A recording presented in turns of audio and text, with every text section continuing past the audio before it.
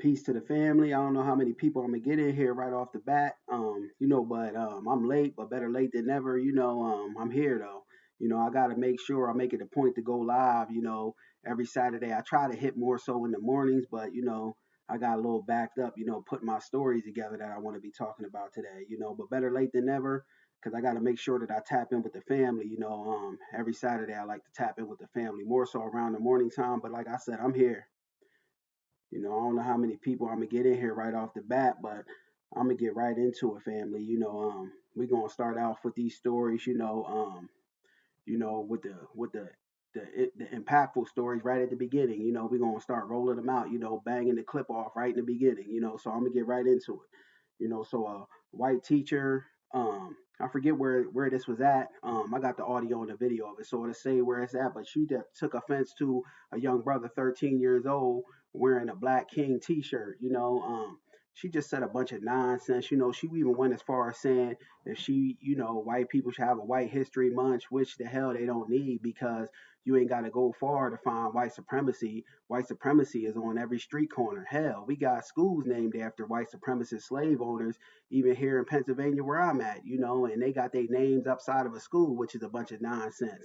And it kind of ties into that them removing that Black Lives Matter plaza, which I don't co-sign or endorse, because white supremacy, has a way of trying to show people, especially black people, that they still in charge. You know what I mean? That white supremacy still controls things, and I don't agree with this, and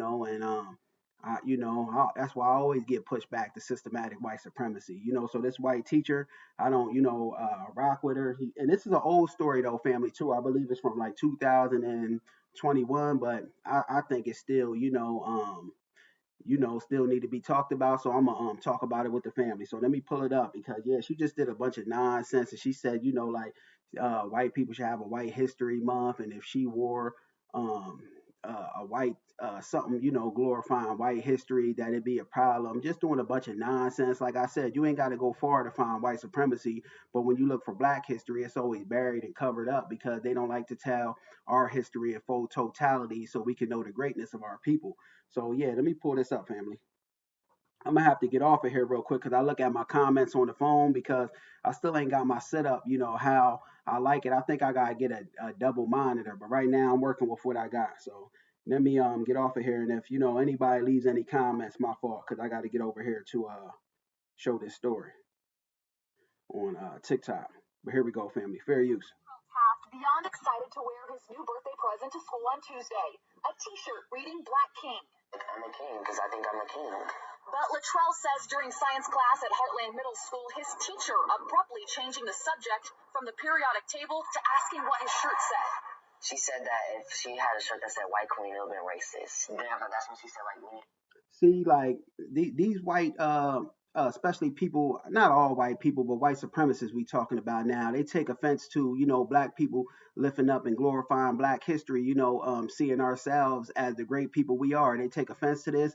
And whenever you wear some kind of clothing, advertising this white supremacist, they have a particular problem with this, which is a bunch of nonsense. But let's continue. White History Month, and I said black people don't have enough recognition, and we barely learn about black people like in February. And this young brother standing on business, he said black people barely have enough recognition, and we don't learn as much about black people. He's right, because like I said, black history is always covered up because they don't want us to know the greatness of our impact that we had on the world, not just over here in America, but foundational black Americans have influenced the world, whether people want to admit it or not. Latrell telling News 4 the majority of his class siding with the teacher. And I was like embarrassed. Latrell's mom, Melissa Shirley, immediately calling the school. Initially, to be honest, I was brushed off.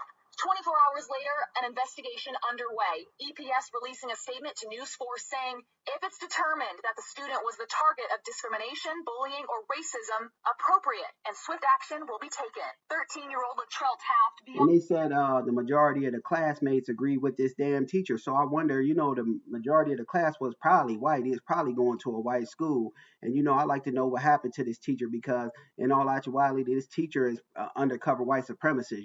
She ain't even undercover. of her. Because like I say, she said what she was in her own words, saying all this about, if she wore white history, this, that, and the third. When you ain't got to look so hard to find white supremacy. White supremacy is everywhere. Schools got white supremacists named on it that own slaves. So they convinced me with that. But I like to know what happened to this teacher. Because this is back in 2021. So I like to know if she's still teaching, because she should have been held accountable for her wicked transgressions, of trying to target this young brother for wearing a Black King T-shirt, glorifying his history. A lot of white supremacists take offense to when Black people, we lift up and prop up our history. They don't like that, but yeah, I hope she's not teaching anymore, because she certainly ain't got no damn business being a teacher, especially not to no Black kids, because she got a racial bias, and her racial bias is her affinity lies to racism, white supremacy. But moving right along. Yeah, family, I almost forgot that Charlie Kirk, white supremacist, he was out there glorifying Black Lives Matter plaza being tore down. This is what kind of led me to do this story, because they kind of interconnected, because like I said, white supremacists, I don't co-sign them tearing down that Black Lives Matter plaza, because that was just done to, put out the statement that white supremacy is still in power, white supremacy still reigns supreme. And I don't agree with that. That's why I always, like I say, get pushed back on my channel to racism, white supremacy, because the system is weak and flimsy, and eventually it's going to collapse. If we, as the collective foundational Black American community, keep on giving pushback to it, because we the only ones that really relentlessly give pushback to the systematic racism, white supremacy. Other groups of people, they just ain't trying to fight no white supremacy. They happy with coming over here. When they get able to come over here to America, they do the closest, they do as much sucking up as they can to get into close proximity with the dominant white society. But let's continue. What else do I got to talk about?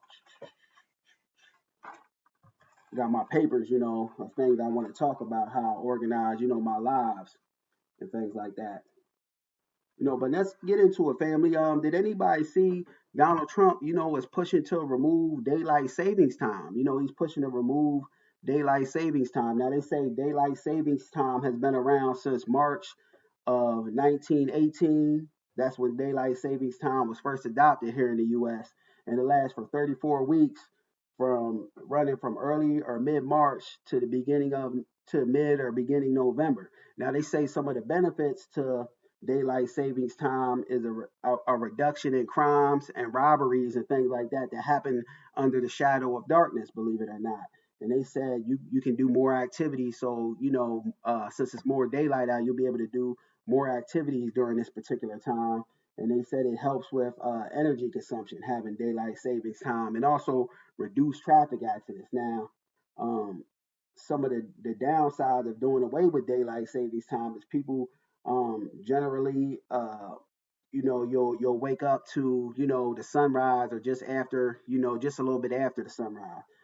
So that's good. And they say doing away with it will help, actually get into your natural circadian rhythm, the way your body is supposed to sleep and wake up. So that way, you feel more refreshed. And I say, why don't people just leave things alone in a natural order? Because white supremacists, they have a way of, and white people in general, they have a way of, trying to control everything, and make it artificial, if you ask me, because they love things artificial. You know what I mean? This is where they thrive, in things being artificial. I say just leave things naturally, leave them alone, to where as though, we getting up when the sun come up, and going to sleep when the sun go down. This is the way things is really supposed to be. You know what I mean? But white supremacy, they have a way of taking everything and trying to make them artificial, because they love the artificialness. You know what I mean? And I think things should be left alone.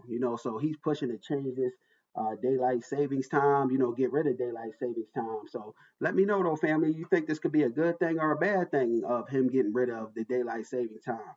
You know what I mean? I think things should be natural. We rise when the sun get up, we go to sleep when the sun go down. And this way, like that natural circadian rhythm, that's a real thing. They say like your body becomes in sync. That's the way you're supposed to be going to bed and waking up in the morning. So I just wanted to hit on that. I ain't gonna stay on that too long. I just wanted the family to be aware of that, you know.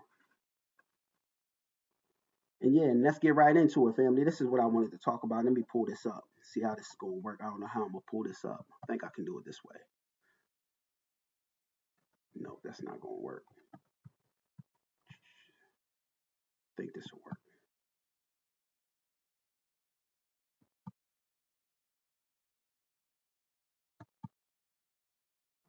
I don't know what that's doing. Hold on, family. I'm trying to pull something up on my email. Gmail login. Inbox.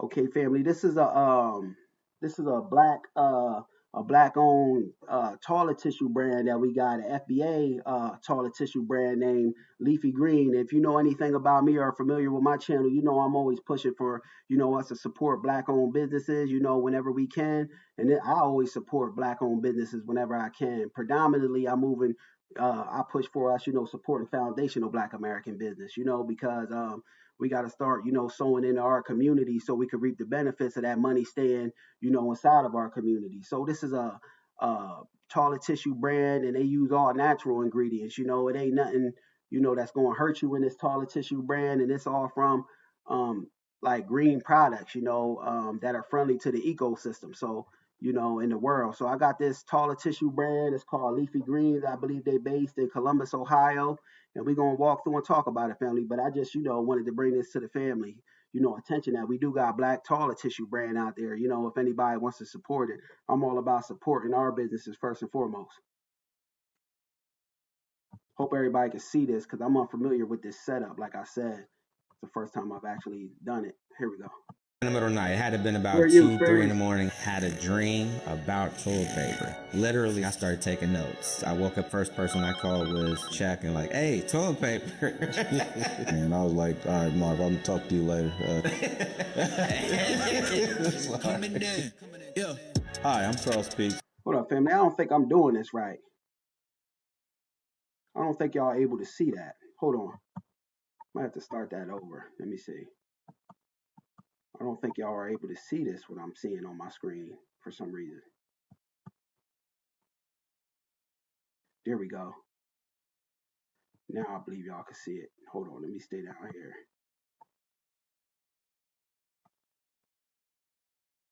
Hold on, sorry about that, family. I think y'all can see it now. I'm gonna have to let me see. I'm gonna start that over, family. So here's that black toilet tissue brand. I wasn't doing it right, my fault. Because I'm not familiar with this setup and I'm having to jump to 50 million gazillion screens, family. Sorry about that. But we gotta improvise. The show don't stop. But here's that black toilet tissue brand I wanted to show y'all. Now hopefully y'all can see it and hear it now. Fair use. 2, 3 in the morning. Had a dream about toilet paper. Literally, I started taking notes. I woke up, first person I called was Chuck and like, hey, toilet paper. And I was like, all right, Marv, I'm gonna talk to you later. Coming in. Yeah.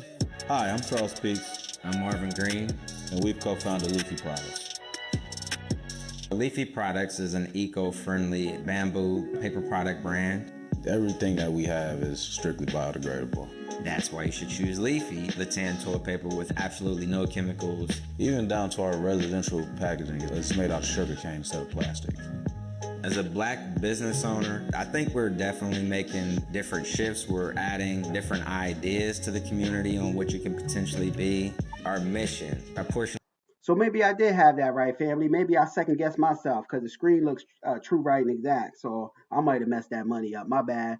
But yeah, this is Leafy Green Products, and like they said, they produce toilet tissue, and they are a foundational Black American company based up there in Columbus, Ohio, and every ingredient they use is all natural. I think we need to get behind, this, products like this, especially when a foundational Black American, ran and owned companies, so we can make sure that money stays in our community. I love to see brothers and sisters, owning and controlling their own narrative, to where though we ain't having to go in and punch a 9 to 5 clock, and making someone else get rich, because in all actuality, just working for somebody. Yeah, we got to do what we got to do, when we need money, to we better our condition and situation. But just working for somebody, you just making them rich at the end of the day. You just, aligning their pockets, and working for somebody, you always in need of that next paycheck. You always waiting on Friday. At least I know I am. That's why I'm trying to move, away from working, for people and just be able to work for myself, to where though I'm feeling rewarded and doing things that I actually love to do. You know what I mean?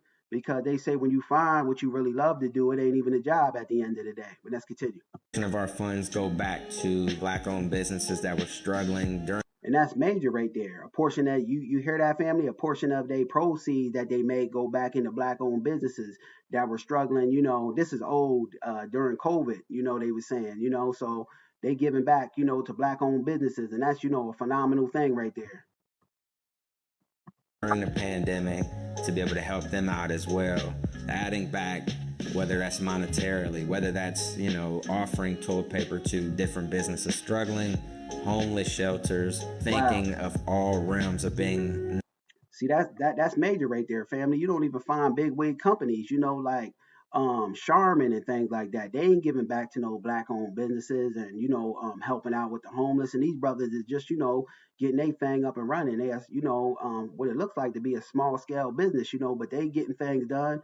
And I'm certainly going to support them and see what it's about.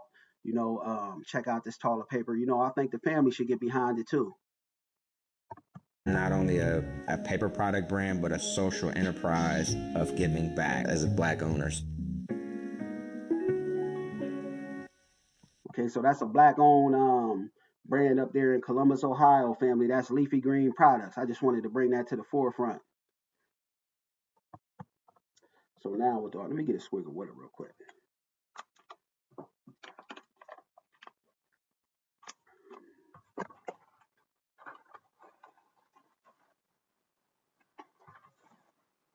Now I want to get into this this basically what it is slave labor going on still. Prison is the only place that you can still be, really a slave here in America. You go in there, a lot of these people, they ain't compensated the right pay for the time they work, and they exploit them. And the big wig prison industrial complex is the one capitalizing off of it. This is why, I tell my young brothers and sisters, to stay away from, jail and the penitentiary, because the allure of the street life, look good, but everything that glitters ain't gold, and it comes with a price. And trust me, because I was in that street life, this is why I don't glorify, hustling out there in the streets and things like that, because, more often than not, it comes with a price, and the price is most times it's too much to pay. Death or the penitentiary, is what ultimately comes from living that street life. And, a lot of our brothers and sisters, especially in the FBA community, are disproportionately behind bars. And this is because we got a lot of ills trapped from white supremacy set up in our community. You know what I mean? I ain't saying that's an excuse, but, it's certainly, like I always say, show me any so called problem in the black community, even crime, because most of our crimes is done out of, financial, trying to, make some money because we deprived of resources for the most part. So show me any so-called black, thing going on that's negative in the black community. I'll show you how it links back to systematic white supremacy. You know what I mean? Because the allure of that street life, you know what I mean? But the brothers and sisters, young brothers and sisters predominantly I'm talking to now, I just want to let y'all know that, everything that glitters ain't gold. And, it's just better to do the right thing. Go to school and get in them books, and you might have to work a little job and it might be less money, because the street money, of course, you're going to be able to make money, but that ain't long lasting money, because everything that comes fast is going to go even faster. And then 9 times out of 10, it's a price to pay. And how they say, that it ain't no honor amongst thieves in the street, in the street life, rather, you'll meet, a lot of people that oppose to be friends, but in all actuality, they just they really the ops. You get a lot of people that pose as friends, they do you wrong in the end, whatever. Like that saying goes, they'll sell you up Shit's Creek without a paddle, because it truly ain't no honor amongst thieves when you out there willing and dealing in them streets. So it's better for young brothers and sisters just to stay away from, the allure of the street life, because I know it's appealing and enticing to get that fast dollar, but it comes at too much of a price, and that price is a hefty one, jail or the penitentiary. And most of the people you encounter in the streets, they ain't even really your friends. I know this from firsthand, experiences of being in the streets myself. People I thought was my friends do me wrong, cutthroat, stealing from you, this, that, and the other. All types of nonsense goes along with it. And not to mention, we got many brothers and sisters, warrior brothers and sisters that's in the penitentiary, in there for little drug offenses, this, that, and the other. And they given, a lot of time for nonviolent crimes. You know what I mean? And I think, we should, just stay away from that, to my young brothers and sisters, because it's alluring and it's appealing, that street life. But at the end of the day, it comes with too high of a cost. And the white supremacists, they facilitate a lot of this. That's the unhand scene. They like to just blame it on, you know, uh, black crime, this, that, and the third running rampant in the community. But I don't never, negate the unhand that, this hand that ain't seen. And the hand that ain't seen is white supremacy.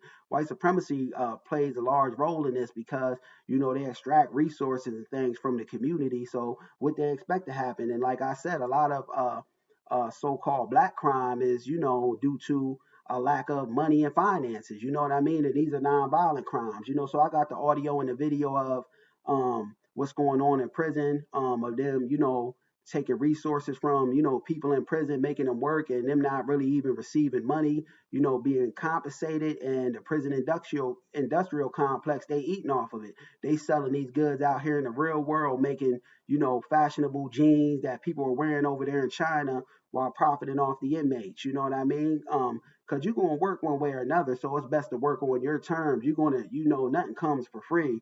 So even if you willing and dealing in them streets, you're eventually going to get caught and you're going to go in prison and, be subject to, playing by someone else's rules. So it's always best to, keep the power in your favor and play by your own rules, because at least if you're working on the streets, it might not be a lot of money, but you get to pick the job you want to do. And in some states in not PA, but in the US rather, I'm hearing that they forcing brothers and sisters, to work. Not just brothers and sisters, but everybody in there. But I'm geared to pushing for foundational Black American empowerment. So if I could take something, put a spin on it, and deliver it to the family, I'm going to do that. You know what I mean? But yeah, some people deserve to be in jail, like, people that, murder and harm innocent people unjustly, and, the sexual predator, they deserve to be in jail. But they got brothers and sisters in there, for nonviolent drug crimes that they giving buku time to. I don't respect that, but, some of our people got to wisen up to where as though we ain't feeding into systematic white supremacy hands. They throw the hook, line, and sinker out there and be able to reel us on in. So I got the audio and the video of what's going on in this prison industrial complex with these inmates, and we're going to walk through and talk about it. But I noticed something funny in the video, family, that I'm going to play, and I want to know if y'all peep it, because one of the individuals was an undercover white supremacist, but nothing, I'm so on code that nothing misses, my peripheral vision, my vision in general. So we're going to walk through and talk about it how we normally do. Fair use.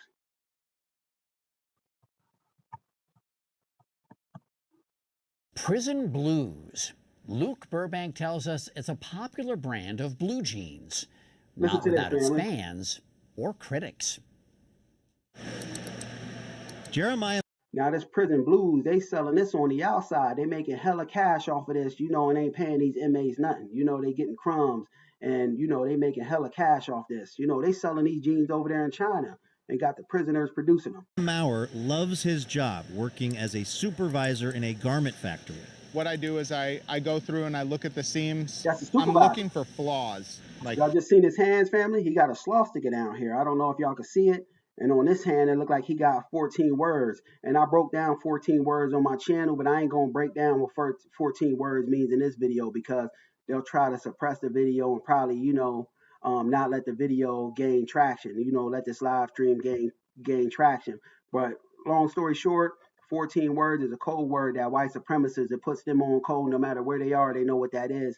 And this man got a swastika on his hands. He got the nerve to be, the supervisor in this prison, so, he got a racial bias. But let's continue. But, everything, I peep everything, that's the same way the family, we got to get on it collectively like that, of being able to spot out and peep white supremacy, the hidden hand. like that. Yeah. This one will have to go back to the line. Yes, this one only goes back one step, and then always remember safety first, always cut away from yourself. But there's one thing about Mauer's work-life balance that's probably different from yours. Both his work and his life take place right here at the Eastern Oregon Correctional Institution in Pendleton, Oregon. It's very normalizing. I come to work 8 hours a day, 40 hours a week. I mean, in several instances, it's not even like I'm in prison. My days go by fast, my weeks go by fast. Mauer and his co-workers make the clothes They got for a few all brothers I see in 12,000 there. or so prisoners in Y'all the look Oregon like system, people I see, though. as well as a brand of denim sold on the outside known as Prison Blues. It's sold in stores, on the web, and has become popular in, of all places, Japan. They got these prisoners producing prison blues, you know, and they making buku cash off of it, even selling it in Japan.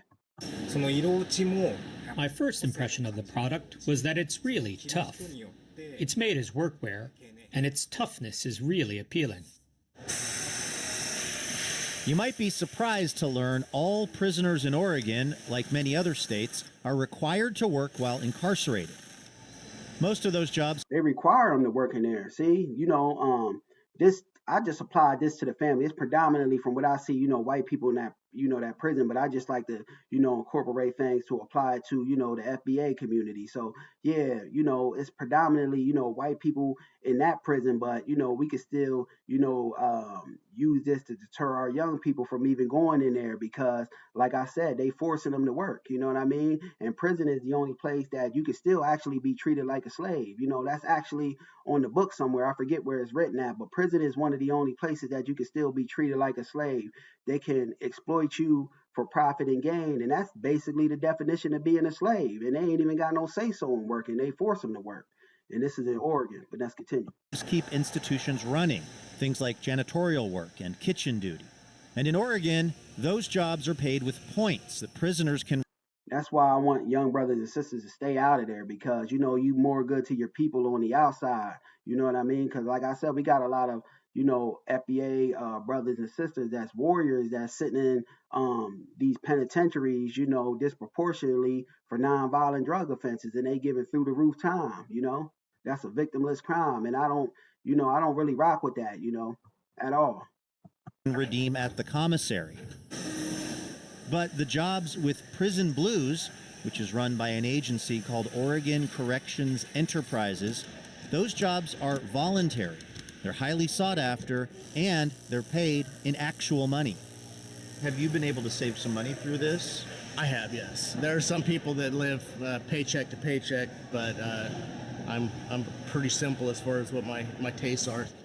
Chris Cipher. See, they even actually getting, you know, he's fortunate enough to be able to stack his money. I seen down there in Alabama prison, and I had this on a previous live stream where that was predominantly, you know, FBA brothers and sisters at this particular prison, and they were getting like pennies on the dollar, you know, for their service, only giving a few cents, you know, and they were exploiting them, you know, and just doing a bunch of nonsense, keeping them in there. You know, trying to remove good time on them in hopes of keeping them in there to profit off of that free slave labor they get, you know, from producing these products in the prison, which is a bunch of nonsense. But let's continue. Is working an embroidery machine, which could pay him up to $400 a month. That is after the state takes its money for room and board and restitution for victims. Is there a kind of a personal dignity thing about going to a job that just kind of changes your mentality in here? Absolutely. If you don't have that money because you have a small job, a low-paying job like working in the scullery or other ones that don't pay very much, having to ask for money. Yeah, that's enough of that, family. I just wanted to show y'all how, like, these big prison industrial complex, they exploit people's labor, you know, and give them crumbs, and they do all the profiting. In some states, they even forcing, you know, people to get a job. And, you know, that's the only place that you can still be a slave. Even that's the definition of being a slave. You know, somebody exploiting your resources for profit and gain, and you ain't giving nothing. They doing all the profiting off of your back. But yeah, let's continue, family. What else did I want to get at? Just wanted to touch on that a little bit. I didn't want to play the whole video. But yeah, this is a crazy one right here, family. Let me pull it up. History.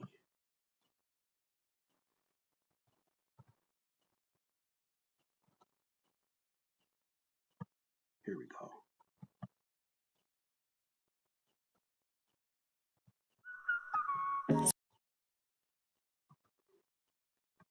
Commercial. I don't want that to play. They get copyrighted. Let that play real quick. Hopefully they don't copyright it. Here we go. Of twin brothers. A mystery on. Here we go, family. We got a case here of two, FBA brothers. They was found, dead up in some kind of mountains, unalived in Georgia. Now the police and the investigators are trying to say that one of the young brothers might have harmed the other young brother, and it was a suicide, a murder suicide where they, killed the other brother, and they were twins, and then they ultimately killed themselves. But the family ain't buying it, and I ain't really buying it either because the family says, that the twin brothers, were the closest of friends, they got along and they don't even, know this area and they don't even, hike or none of that. So the story just ain't adding up to me, you know what I mean? And it's not adding up to the family either. So this is why, they took their story to the news and things like that, because I want to put my thinking cap on here a little bit, could this been racist white supremacists at play? I'm not saying, that it is that, but it's certainly got to be looked into because we got anti-black hate on the uprise right now, and this could be a case of white supremacy, having his hands written on this situation. So I got the audio and the video of this, and we're going to walk through and talk about it how we normally do, family. But it's mighty strange. These two young brothers were found up in the mountains. The family said they don't hike. They have no hiking experience. They don't know this area of Georgia. It's a rural area up in the mountains, and the family says they don't even know this area. But let's continue. On Bell Mountain, the bodies of twin brothers found in Towns County near the North Carolina line, 90 miles from their home in Lawrenceville.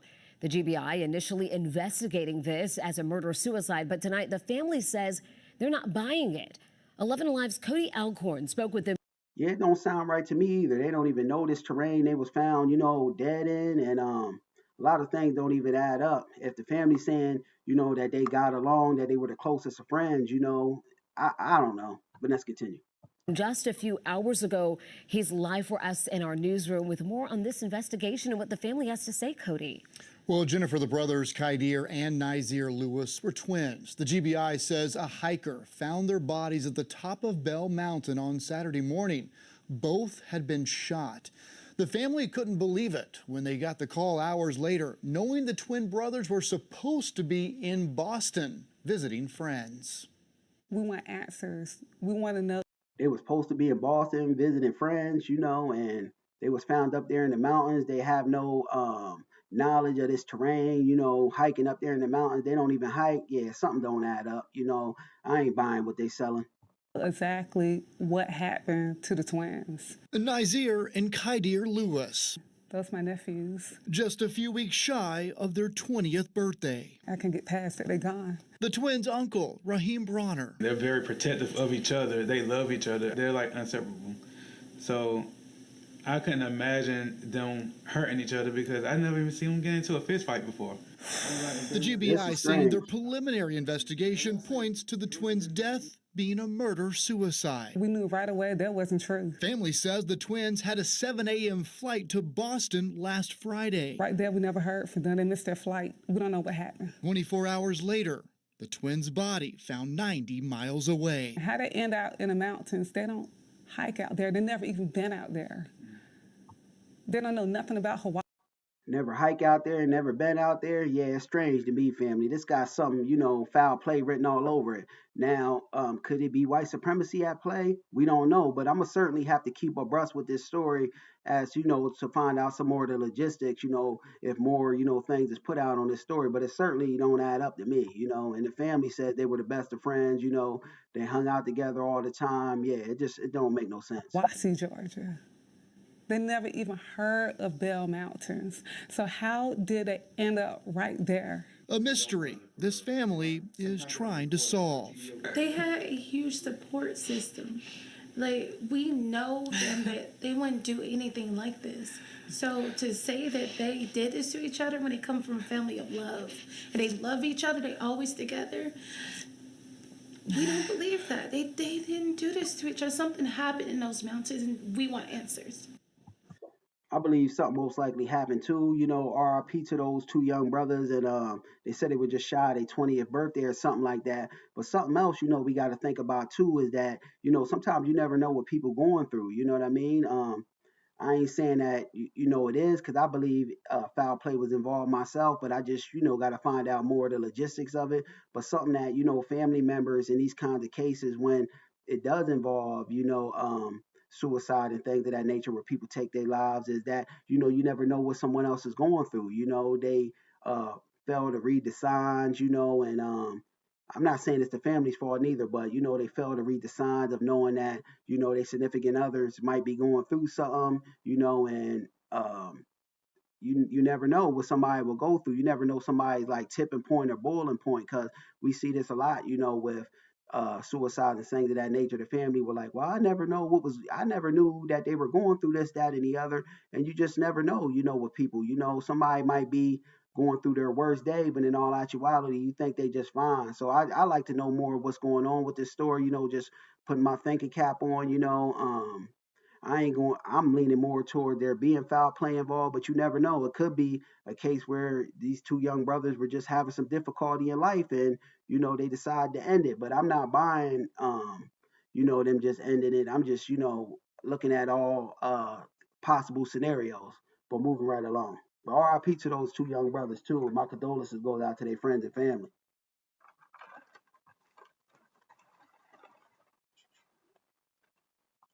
Here we go. I want to talk about Robert Kelly for a minute, aka R. Kelly. It's controversy now, family. Let me pull this up over. You know, he released a set of songs and some music while he was, you know, in prison. And I put this out on my channel. You know, his voice still sounds phenomenal. The brother still can sing, you know, like him or not, because a lot of people, you know, saying that we shouldn't support R. Kelly, this, that, and the other, that he shouldn't be glorified. And it's not really glorifying it to me. The man got good music. That can't be denied. You can't deny you can't deny that brother's contributions to the R&B game. You know, you can't do that, because he's the king of R&B. You know, if you really want to get down to the nitty gritty. Now, I don't co-sign endorse the things that the brother was said to have done. You know, no, you know, and that he's convicted of. I don't endorse that whatsoever. But you know, I'm going to still bang his music. Hell, I grew up on his music. The music is phenomenal, and you know, it is what it is. Now, people might not like this, but you can't take away the man's musical contribution on the same way they can't take away Diddy's musical contribution, you know? Now I don't believe Diddy guilty of a damn thing, but you know, some people want you to turn away from Diddy and, you know, disregard his musical contribution to hip hop and R&B. And when Diddy, you know, was the man, you know, he had everybody wanting to be around him when he was high on the hog, but now he's down and out, you know, no one wants nothing to do with him. And I don't think Diddy guilty of not a damn thing other than being a freak. But R. Kelly, on the other hand, was proven guilty. But R. Kelly got a catalog that's out of this world. And, you know, call me what you want, but I'm still banging R. Kelly. I don't co-sign or endorse his actions, but the man got music that speaks for itself. The music is timeless. The Real Rap CP Show. The hatred is real towards FBA. Peace to the Real CP Show. And something else I want to add, you know, when people from the dominant white society have their celebrities and elite people, they don't always throw their people under the bus. This is just something I want you to keep an eye on, family, you know, because I've been hip to this. They don't always throw their people under the bus, but when it comes to foundational Black Americans being convicted of something, or, you know, even said to have been convicted of something, because a lot of times, more often than not, when you're Black, you're guilty until proven innocent, when it's supposed to be innocent until proven guilty. They never give us our just due process, and yet they want us to throw Black people up under the bus when they don't do this to people from their community. So they want us to do this to ours, and I don't co-sign or endorse that no way, because that ties back into that systematic white supremacy thing. But let's continue. Fair use.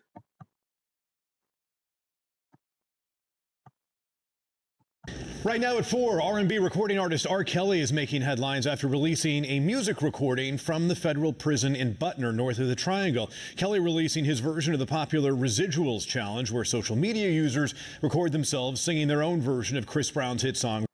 Yeah, and I gotta video up on the channel of this family. I don't know if y'all checked out my pre-recorded video a few days ago, but the brother R. Kelly, his voice still sounds phenomenal. You know what I mean? Now, I'm not, co-signing his actions for what, he said to done, because I don't rock with that whatsoever in any way, shape, form, or fashion. But, just looking at it from a musical standpoint, in terms of putting out good R&B classical hits that's timeless, call it what you want, but at a point in time, R. Kelly was that man in R&B. You know what I mean? Everybody wanted him on a track, wanted him features, singing on the chorus, the hooks, and he was just the man. You can't take away from the man's musical catalog and his musical greatness. You know what I mean? He got an ear for music and he got a voice that's phenomenal. Because usually we see when people go to jail for these long stints of time, whatever genre they're in, country, rock and roll, you name it, R&B, hip hop, they lose their voice, their musical gift, or being able to rap or sing or what have you. But R. Kelly still got it, you know what I mean? And artists like R. Kelly don't come a dime a dozen, you know what I mean? R. Kelly, was that man, whether you want to admit it or not. And he's, going down in history as the king of R&B. Residuals. In the song, which has been confirmed by Kelly's attorney to be in fact him, he sings about where his residual money is going after more than 3 decades in the music industry. The song is creating controversy on social media and within the music industry right now. Dewan Hogart spoke with radio personalities here in the Triangle from K97.5 and Foxy 107.104 in Raleigh about how music fans are responding. It poses the question of whether or not, are we supporting this? Are we sharing this because we like it? Are we still saying he's talented? Or are we going to stand on the side?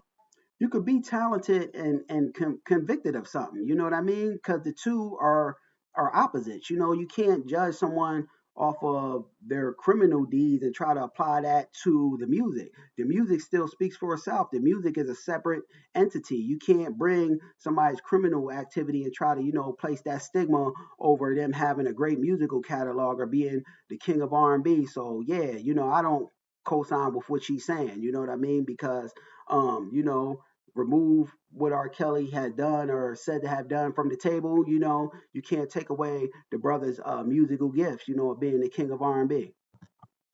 Of he did wrong and we don't need to be giving this man that type of credit. The talent is there. For me, that does not overshadow the crimes that he has been committed of. But see, keep in mind, like I said, family, people from the dominant white society, white supremacy, they don't condemn their own people, even if they proven guilty like that. You don't really hear them getting out here, and guilty or not, when a foundational Black American, is proving guilty or something, or even if they ain't guilty, they just have a speculation of them doing something and nothing is edged in stone. They want us to disregard our people, call them trash, and get out here in opposition to our people when they don't do this. And I don't respect this kind of mindset because I know where that mindset comes from, and it stems from white supremacy. But let's continue. R. Kelly's attorney telling Eyewitness News the singer recorded the songs fairly recently and wants people to know he's working on projects and still has amazing talent that exists whether he's in prison or not. The attorney says he is the R in R. I agree with that. In or out of prison, R. Kelly's, music speaks for itself, and he's still the king of R&B, and whether people want to like it or not, or admit it or not, you can't apply someone's, what they got convicted of to their musical greatness. The two are separate entities. R. Kelly is a hell of an R&B singer, and he's going down in history, whether people like it or not, as the king of R&B. But moving right along, what else did I want to touch on, family? I just thought that was crazy, because pay attention to that, because people from the dominant white society, these white supremacists, guilty or not, even if it's alleged the foundational Black American has done something, they want us to automatically throw our people under the bus and, get out here in opposition to them. When you don't see this, you can't show to me non-insignificant numbers where people from the dominant white society and get out here and say anything, even if their people are convicted of something and when they want us to do it. I don't rock with that because I know that mindset comes from white supremacist society.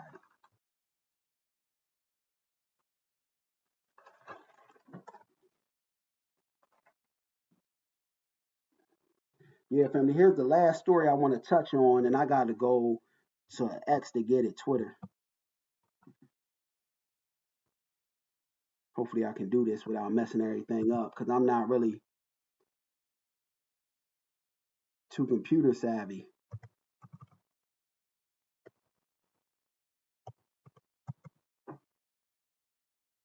Too technology savvy.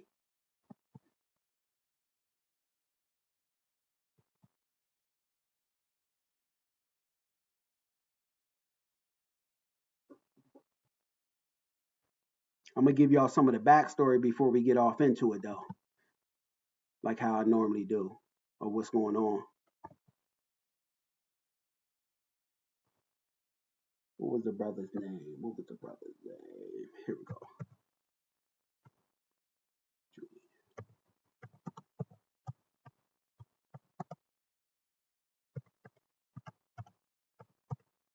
Hopefully it comes up. Here we go. Here we go. Here we go. Let me stop that. Bring it back. Bring it up a little bit. Now, family, here we have it. A FBA brother. He's somewhere in Georgia, though.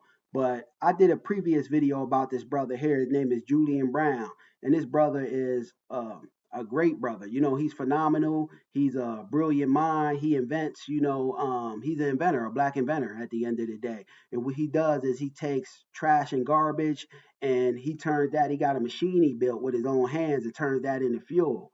Now, I said in my previous video, when this brother first came on my radar, we got to watch and look out for this brother, because when black people come up with inventions, you know, or come up with things on their own, with their own wherewithal and ingenuity and continuity, people from the dominant white society, white supremacists, they work to sabotage that, you know, or, you know, unfortunately, delete the person, you know, and make it look like brothers and sisters died up under mysterious circumstance. You know, you walking down the street one day and you magically struck and hit and killed by a car, you know, and here we have it. Lo and behold, this brother, you know, ever since he did that, you know, he said he took his car to the auto mechanic, and now, you know, for some kind of issue, and he's driving down the highway after he took his car to the mechanic, and his lug nut, his wheels almost came off going 70 miles an hour. They loosened up his lug nuts. And he said this ain't no coincidence either. He believes there's something more to this, and I ain't buying that it's no coincidence either, because 9 times out of 10, unfortunately, you know, like I said, when black folks come up with things, you know, that challenge the status quo from our own knowledge and wherewithal, you know, white supremacists, they work to, you know, sabotage it, or, you know, just get rid of black folks under the most mysterious of circumstances. And, you know, evidence of this was when that brother, I forget where he was at, he had a water machine where he makes water out of air or something like that. And somebody went through and destroyed this brother's whole machine a few years back.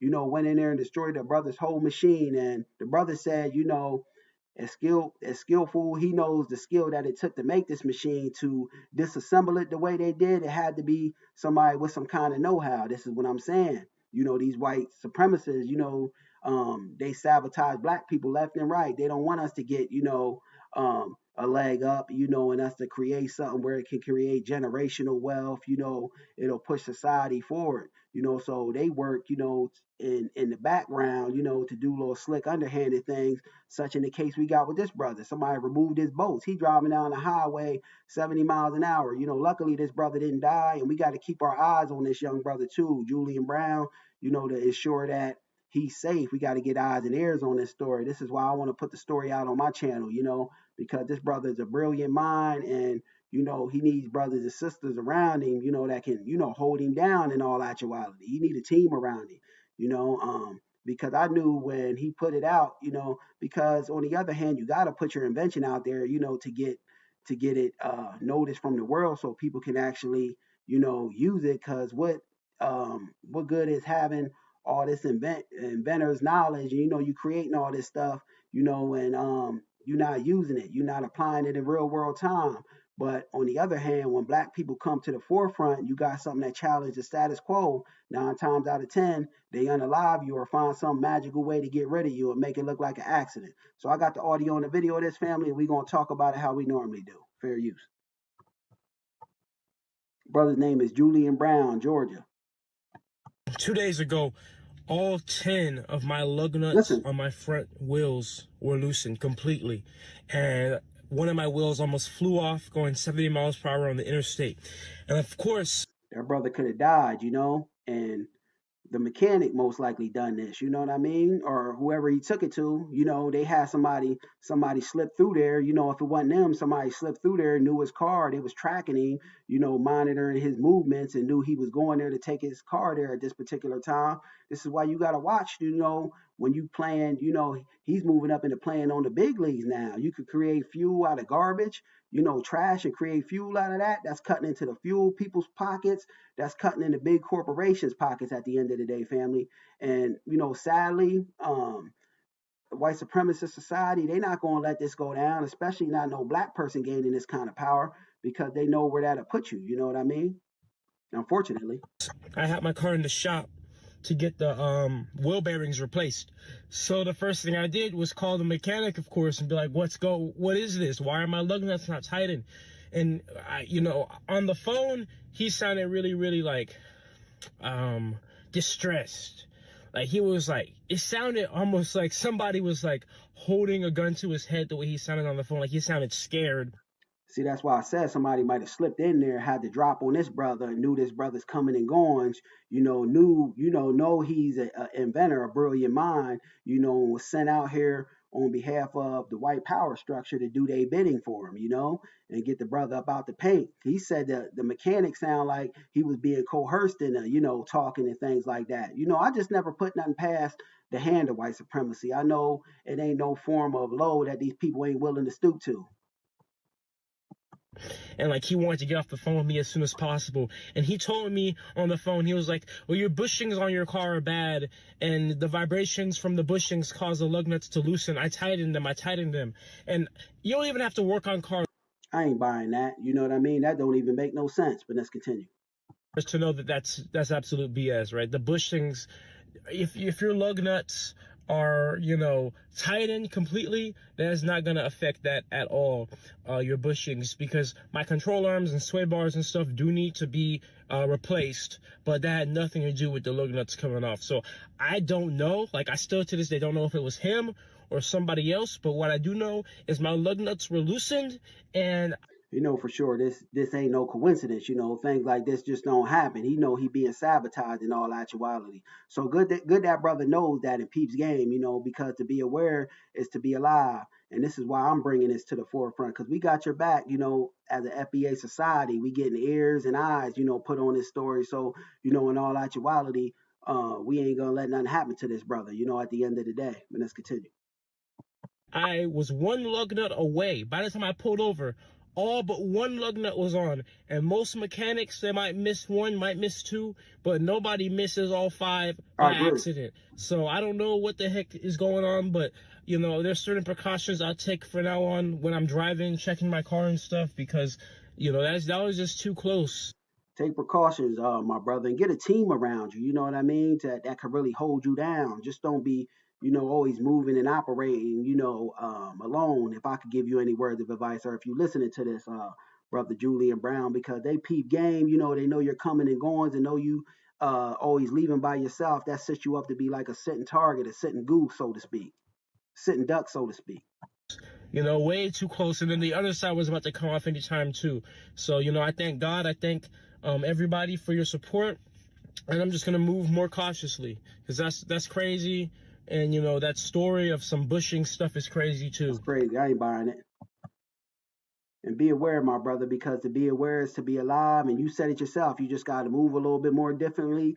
Put a team of people around you to where though they can hold you down. Because like they say, having a bunch of odds is better than one set of odds. You know what I mean? So this is why I brought the story to the forefront and wanted to put some light on it, because we at the FBA Collective, we ain't gonna let nothing happen to you. We getting eyes and ears on your story. So I'm gonna keep my eyes on this brother. If any new developments come with our brother Julian Brown, I'll be sure to put that up on the channel, and go back and check out my old video, because unfortunately I called this out when I first seen this brother doing this thing about 6-7 months ago, maybe a year ago, that they were going to try to sabotage him because he messing around with the status quo, these big gas companies and fuel companies profits, you know what I mean? Because They don't want that. And at the end of the day, when black folks, create anything on their own, they work to get rid of them, or make it like they died up under some mysterious circumstances, which 9 times out of 10 we know is a bunch of garbage, and that they doing that, and that things ain't true, right, and exact. We could peep game on that. When they say that black folks just magically walked out in front of a car and got hit, we know that was orchestrated on behalf of white supremacy. So yeah, I just wanted to bring this to the family, to the forefront, to the family, and I hope everyone. I ain't like going to be on here too long. I'm about to get off right now, so I hope everyone out there has a good weekend. This is my Saturday morning tap in, how I like to do. And if you're new to the channel, make sure you like and subscribe. I'm always putting out pre-recorded videos, and I try to consistently go live every Saturday morning, or and latest about 12 in the noon time. I don't try to go no later than that. So tap in with me, family. Make sure you like and subscribe, and remember to be aware, like I always tell the family, because to be aware is to be alive. Peace.